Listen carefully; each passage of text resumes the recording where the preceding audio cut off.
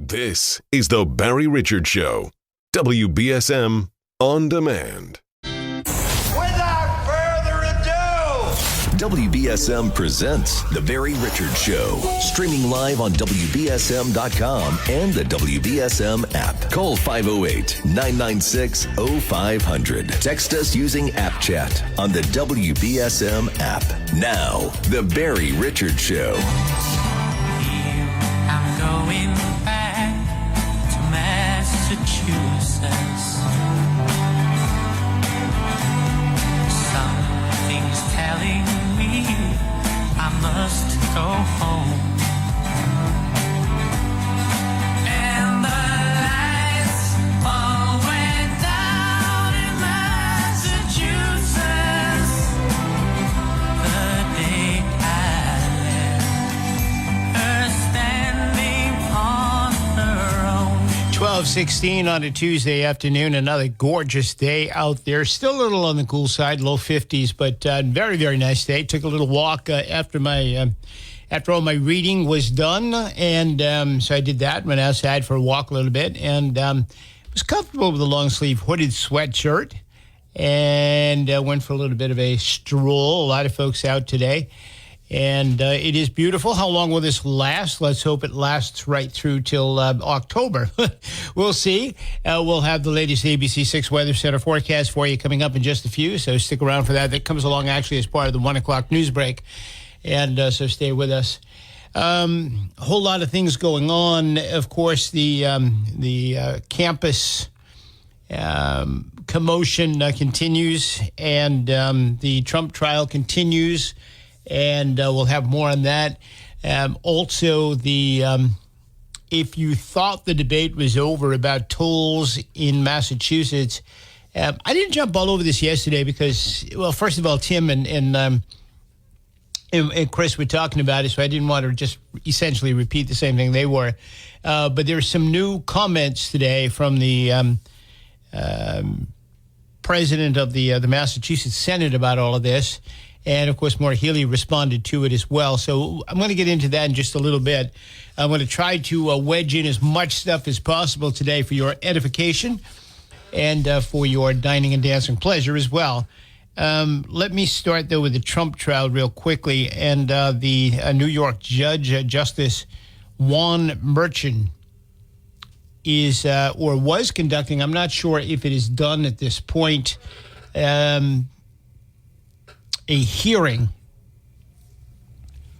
on the gag order that he imposed against Trump. Trump is obviously blatantly violating the gag order, and the prosecutor, who is of course Bragg, the district attorney, wants Trump to go to jail.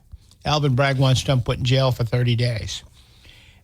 Trump has responded, "It would be a great honor to become a modern-day Nelson Mandela in the clink for speaking the truth about Merchan," Trump said. Merchan will hold a hearing, or is currently holding a hearing to determine whether or not Trump allegedly violated the what Trump calls the unconstitutional gag order. The law does allow Trump to go to jail for up to 30 days. It would be a dramatic twist, and with everything else going on in our country at the moment, I think it would make I think it would just make an interesting news day even more interesting, right? Or news cycle, news period.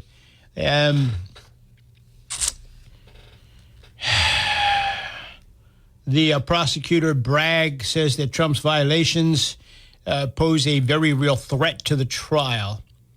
Actually, Bragg's henchman, a prosecutor by the name of Chris Conroy, made the statements and handed out 10 copies of 10 social media posts that he says showed Trump violating a gag order imposed by the judge. 8 of the posts were featured on Trump's Truth Social platform, while the other 2 were on his campaign website. I've been saying for a few days that Trump is pushing the envelope here and maybe testing the judge, and maybe to some degree this would be beneficial for Trump if he does get some kind of a rebuke or even a day or two in jail from this judge. And Trump knows that. He's a smart guy, public relations-wise. He's probably the smartest guy that I know. And again, he said, great honor to become a modern-day Nelson Mandela in the clink for speaking the truth about Merchant. That would be publicity that he could not pay for. So the judge presiding over Trump's classified documents case down in Florida unsealed a slew of documents last night while everything else was going on between this trial, the other trial in New York, and all of the unrest at the universities. The judge presiding over the classified documents trial released a slew of documents pertaining to the FBI's investigation and the raid on Mar-a-Lago in 2022. U.S. District Judge Aileen Cannon ordered the release of the new documents, which provided a detailed look into the personnel involved in the raid and a play-by-play timeline of the raid. I mean, dozens of FBI. It was unbelievable. Unsealed FBI memo memorialized the role of Attorney General Merrick Garland in the investigation. In a document dated March 30th, 2022, Garland provided his approval to allow the investigation into Trump's alleged mishandling of classified documents to upgrade to a full investigation. This email conveys Department of Justice, DOJ, Attorney General AG Merrick Garland's approval for conversion to a full investigation. Same Merrick Garland that is refusing to prosecute Joe Biden, who actually had more documents spread out in more places and did not have authorization to even have those documents in his possession. And Merrick Garland is not prosecuting that case. So, selective prosecution.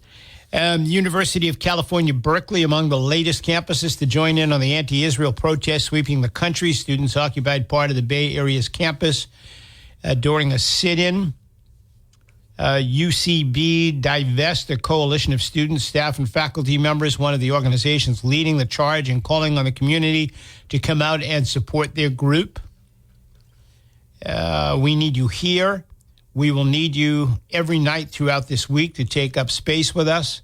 We know the Bay Area will not disappoint, this group posted on social media.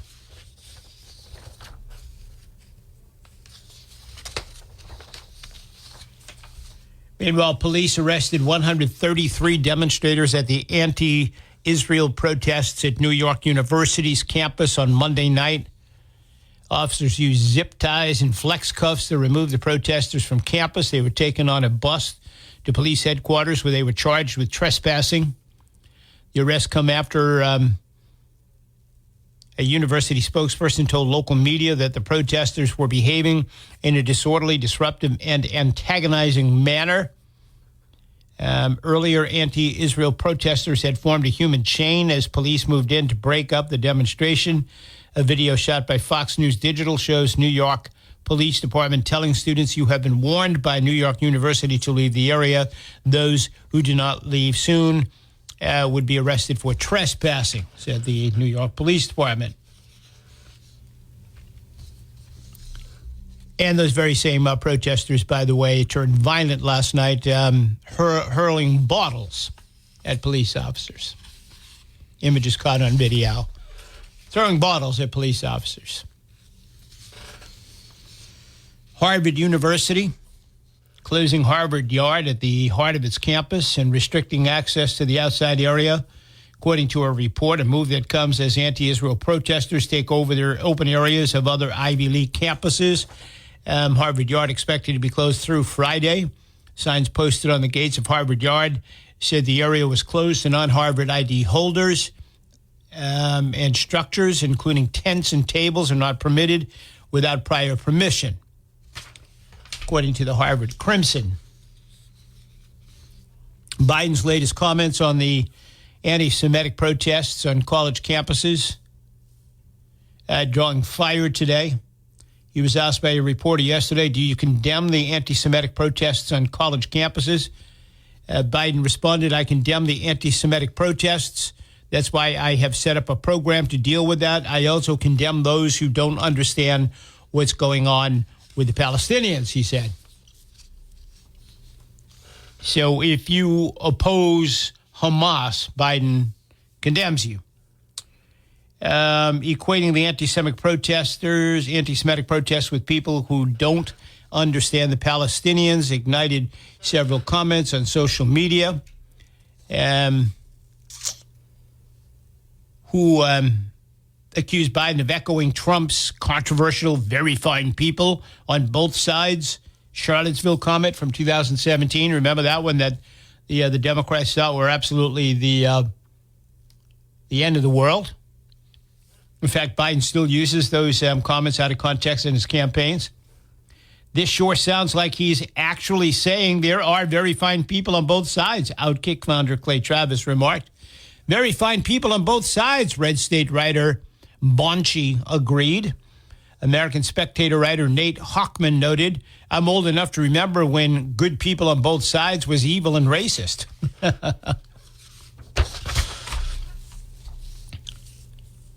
Trump addressing the anti-Israel protesters on college campuses this morning, calling them a disgrace. Trump blamed Biden for the demonstrations, which have interrupted classes at Columbia and NYU and other places and led to dozens of arrests. It's really on Biden. He's got the wrong signal. He's got the wrong tone. He's got the wrong words. He doesn't know who he's backing, and it's a mess, Trump said. If this were me, they'd be after me. They'd be after me so much, but they're trying to give him a pass, and what's going on is a disgrace to our country, and it's all Biden's fault. Everybody knows he's got no message. He's got no compassion. He doesn't know what he's doing. He can't put two sentences together. Frankly, he is the worst president in the history of our country. The signals he puts out are so bad, and I can tell you he's no friend of Israel, that's for sure, Trump stated. And Trump remarked on the treatment of the left-wing protesters and rioters compared to treatment of right-wing MAGA protesters, expressing the same... expressing that the latter, the people that Trump's upset here that, these people are allowed to protest and close streets and bridges and roadways and everything else while calling for death to Israel, death to America, death to Israeli soldiers, kill the Jews, all this kind of stuff. And yet nobody can protest outside of the court that he is being tried in New York City in support of him. And he said, this is unbelievable.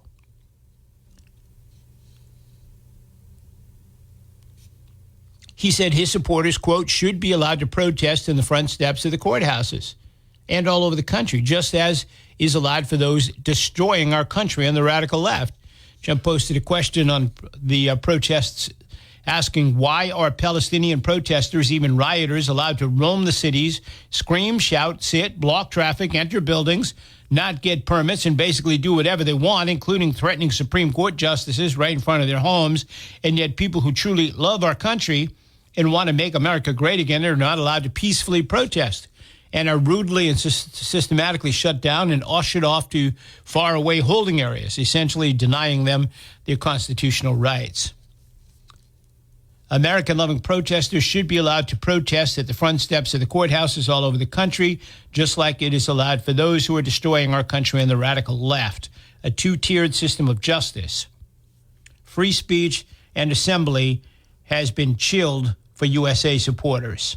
He ended his remarks by telling America-loving individuals to go out and peacefully protest and rally behind MAGA. And again, I found it interesting that Trump says he's willing to be a martyr, a Nelson Mandela for the cause. He's willing to go to jail. And he said it would be a great honor to become a modern-day Nelson Mandela in the clink.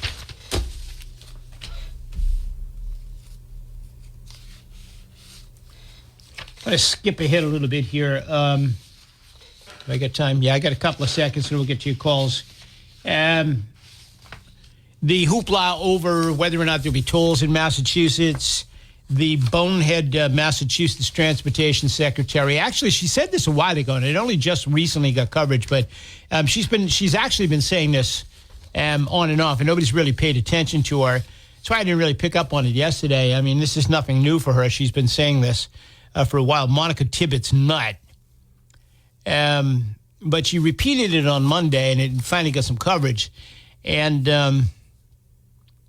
that she thinks that we should put tolls on the state's highways. Joe Battenfield wrote a great commentary today in the Boston Herald. Let me read it to you. It's very brief, but let me read it to you. Governor Maura Healey scrambled to contain the political damage from the controversial comments made by her off-the-reservation transportation secretary, saying she won't propose putting tolls on the New Hampshire border.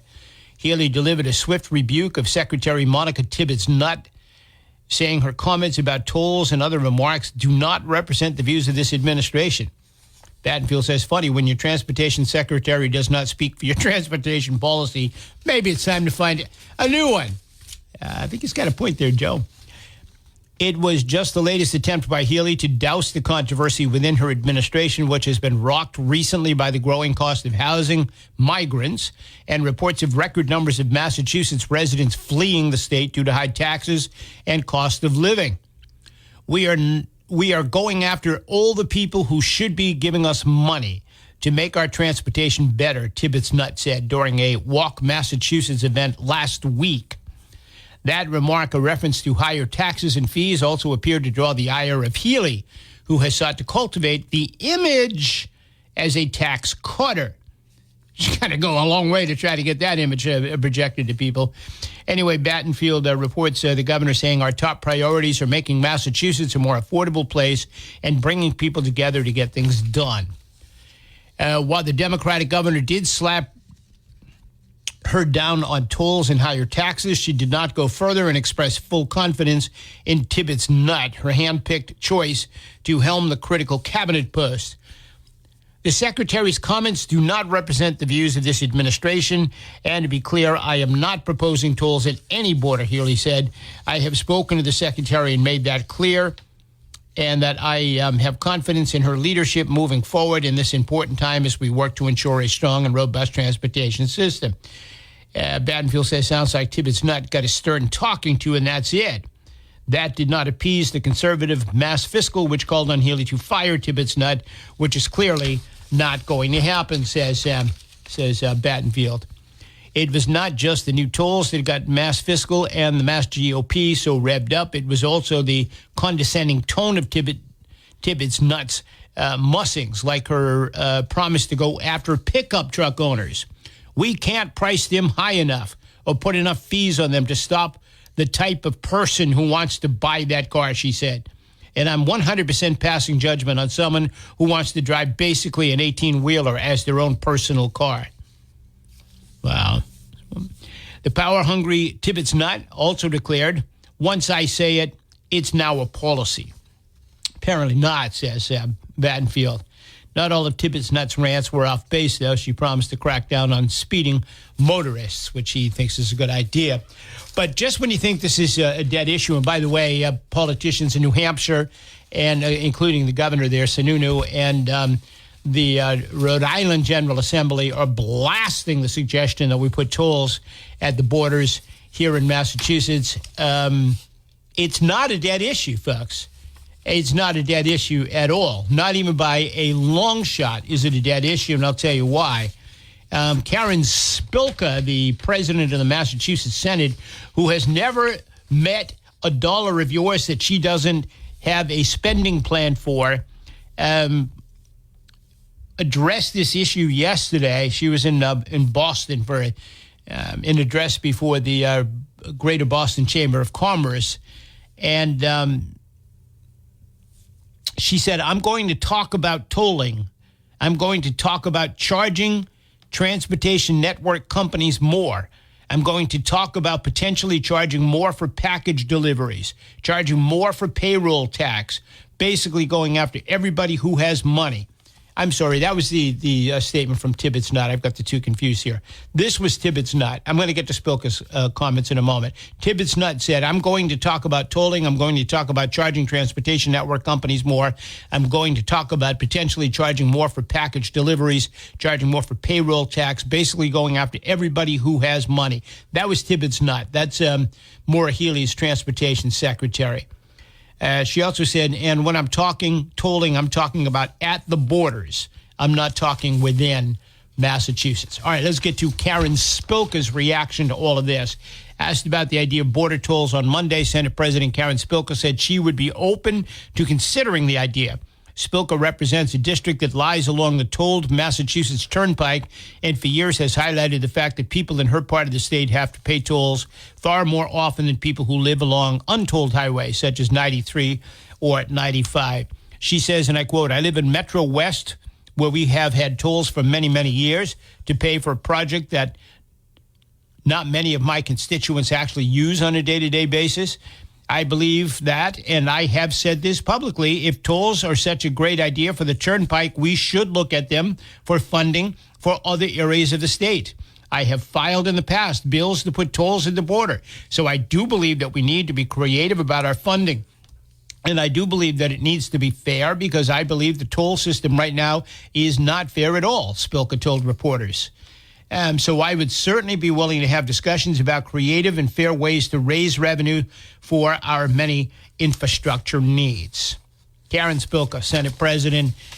So Maura Healey we're doing a little good cop, bad cop here. You've got Nutt,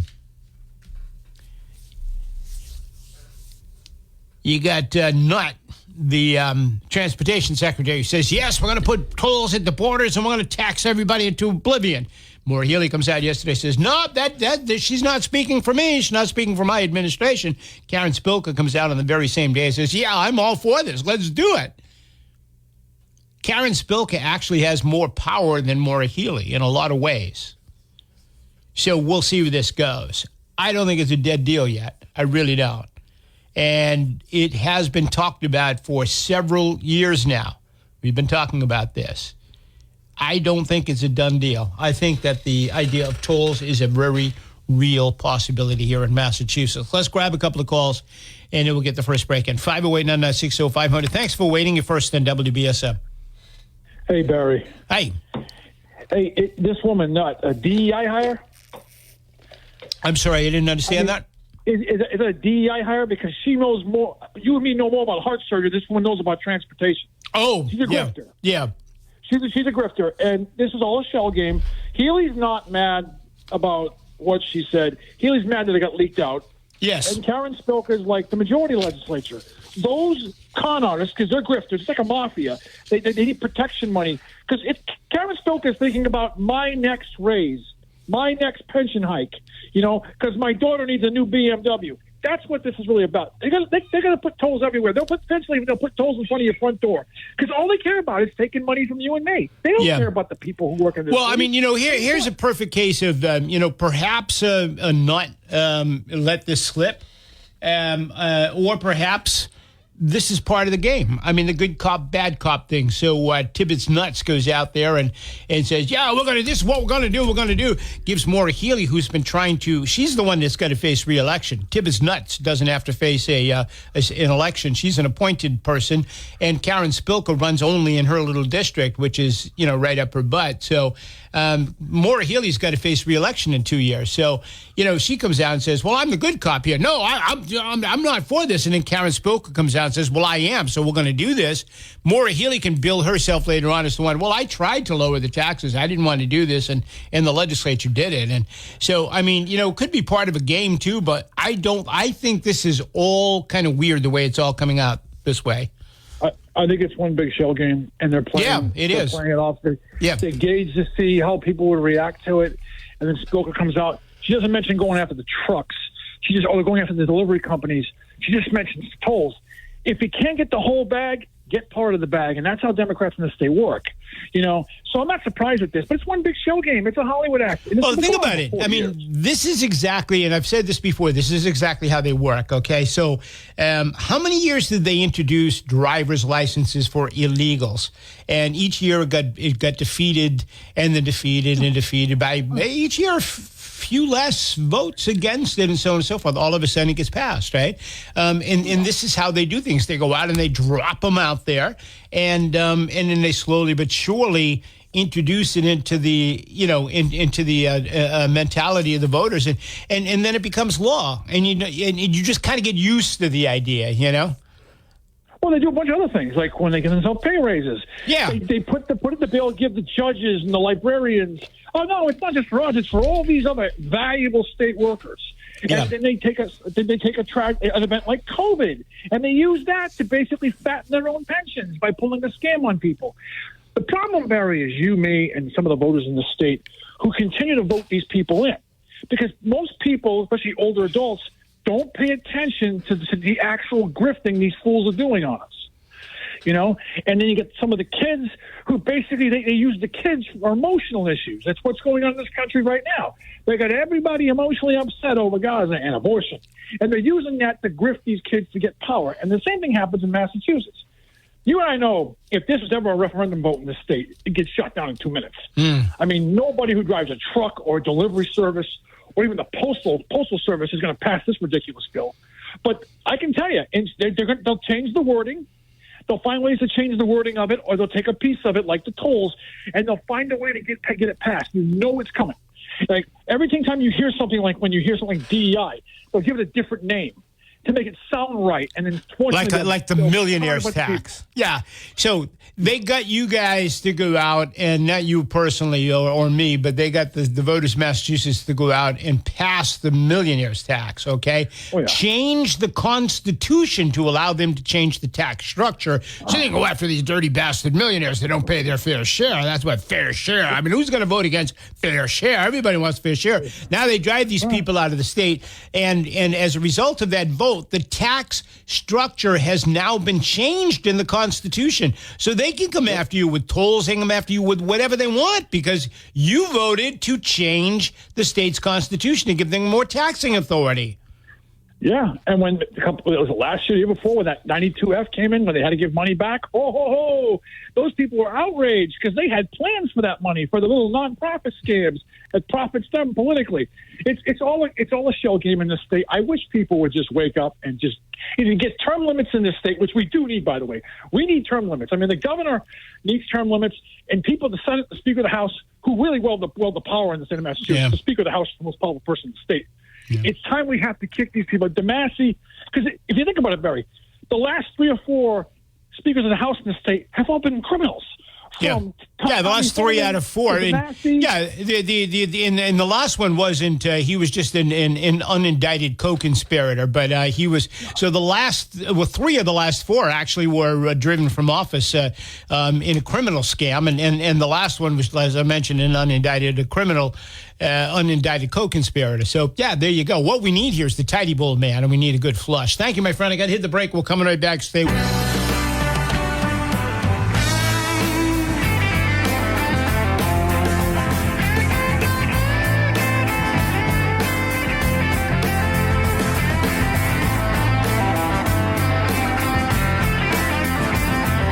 Welcome back. 12:47 our time on a Tuesday afternoon. 508-996-0500 is the number. So, this is, as the last caller said, a shell game. There's no question about it.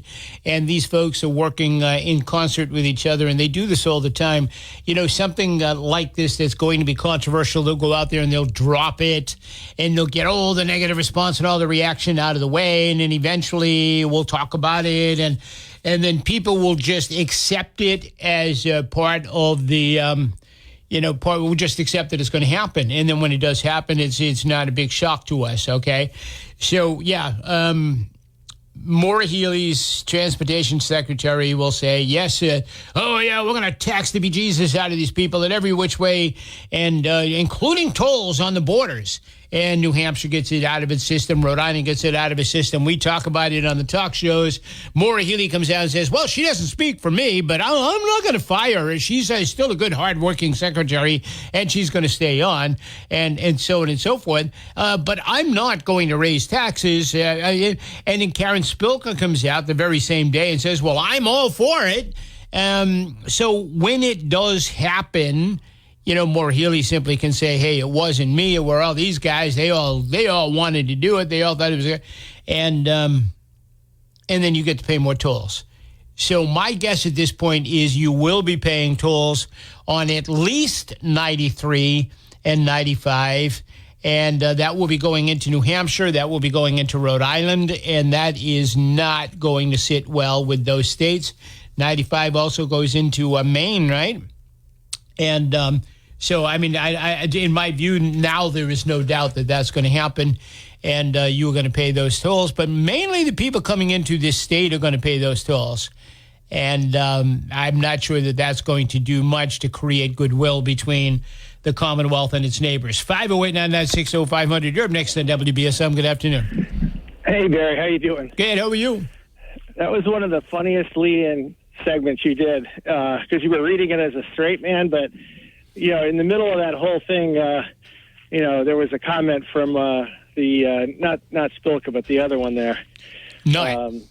Yeah, not that was like, if I say it's so, then it's going to happen. And I kept thinking of Yul Brynner in what was the movie with So It Shall Be Written, So It Shall Be Done, you know, the Ten Commandments. Okay, all right, yep. Yul Brynner was the Pharaoh. So maybe they should call her Pharaoh Nut, because she certainly sounds like a nut, and she's definitely acts like a pharaoh. You know, we're just gonna do it. Damn the torpedoes. No, you know, it's really sad is that, you know, these people clearly they're making enough money, or they have enough resources where gas and oil and eggs and milk don't really matter. So for the rest of us that have to worry about that every week, they're so out of touch with what we're doing and where we're at, and that they're willing to go and just add on extra costs. So whether it's a package delivery still costs you money because you think FedEx is going to just absorb it. No, they're going to raise their prices. So what you're paying, you know, for your packages are going to cost more. Or, you know, this whole thing with the trucks happened in Rhode Island, and most of the truckers went around Rhode Island because they didn't want to pay, you know, these taxes as they cross the border. So, yeah, that was what was her name? Gina Raimondo. I brought those two. Yeah. Well, I mean, you know, yesterday morning, before Spilka even announced her support for the tolls, she delivered a speech before the Greater Boston Chamber of Commerce in which she called for free community college for everybody and expanded daycare that the state would meet matching 50-50 with employers that created, and said, I don't know where the money's coming from for this yet, but we're going to do this because it's necessary. And so, I mean, and then she comes out after that and says, yes, we're going to institute tolls on 93 and 95. And that's not even it. I mean, all within the same day, she's talking about a comprehensive climate bill that is going to be introduced in the coming weeks that is going to cost you a whole lot of money, too. I'll get into what we know about that right after the 1 o'clock news. But it is amazing what this woman, you know, who elected her? I didn't even vote for Karen Spilka. Well, Nobody did. She's clearly following an agenda, because if you're working out your home budget and you find yourself break even or upside down, the last thing you're going to do is, well, let's go out and buy a car. You know, and that's the way. You know, on one hand, they want to raise taxes because they're desperate for tax revenue because of illegal aliens and all sorts of unplanned budget issues. And then they turn around and say, well, on the other hand, we need to give free college away. And why are they doing that? That's for votes. That's literally just to pander to the young voters coming up. You know, they'll probably get free classes in gender studies and African studies and things like that. Yeah, underwater basket weaving. But these are all things that Maura Healey supports all of this stuff. But this allows her, when she's got people that are out there doing good cop, bad cop with her, this allows her to take a cautious approach. Oh, gee, I don't know. I want to be known as the tax cutter. But, and wink, wink, nod, nod. Here we go. We're going to raise some more taxes for you. Thank you, my friend. Appreciate it. 508-996-0500 is the number. Nathan Clark of Your Home Sold Guaranteed Realty. You can sell your house fast with Nathan Clark. It's not your traditional agent. Receive 3 cash offers for your home in a matter of seconds. Google Nathan Clark team. Click on Get a Cash Offer on his website. Enter your address and receive 3 cash offers. Nathan promises that he can sell your home at a price that Well, that you and he agree to. And if he sells it for less, he'll pay you the difference. If he can't sell the house, Nathan will buy it himself. You can pick the closing date. Nathan guarantees the home will sell at a price acceptable to you, or he will pay you the difference. Nathan Clark of Your Home Sold Guaranteed Realty, serving Massachusetts, Rhode Island, and Connecticut. Go to 3minutecashoffers.com. I have seen this work. It's absolutely phenomenal. Call 401-232-7661. It is Nathan Clark of Your Home Sold Guaranteed Realty. All right, quick break. We'll come right back after this. Stay.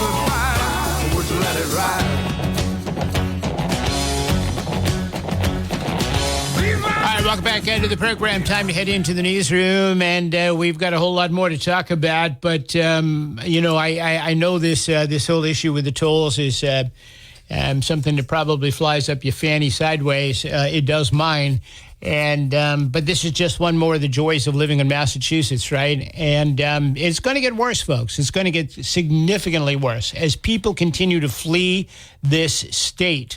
There are going to be fewer of us that work. Fewer of us that are taxable, and we are going to carry more and more and more of the burden as the socialist progressives continue to drive this